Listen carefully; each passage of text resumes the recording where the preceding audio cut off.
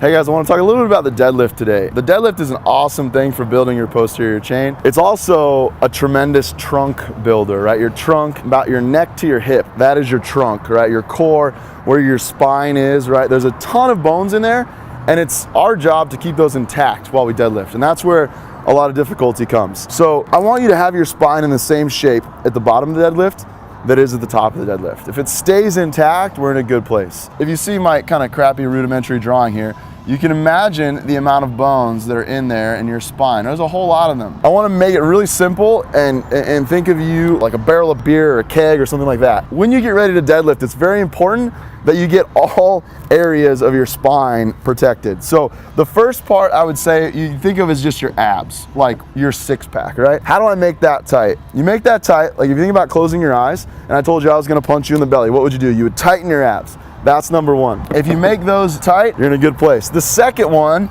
is down here. We're talking like below your belt tight, like pelvic floor. But if you think about like that area that's right below your belt, if you think about tightening that, I think about that when I fold down to get the deadlift, I tighten that part. It makes a big difference in how my deadlift turns out. So abs are number one, right? That's the first place to go. And then we're gonna go to your pelvic floor second. So when you're doing this, you're getting ready for the lift, you're gonna squeeze your belly, you're gonna tighten your pelvic floor, you're gonna go down to the bar, and the last one is your upper back. And I want you to think about your lats, and I want you to think about your shoulder blades. They make a big difference here. Your lats go from the very top of your torso all the way down to the bottom, and if we can turn those babies on, we're protecting our spine. So I would put that as the third. Now, when you line up for this lift, there's also breath, and as you can see on this keg, we have the top. It's very important that we do this sequence every time we lift. So first one, we do our abs. Second one, pelvic floor, below your belt.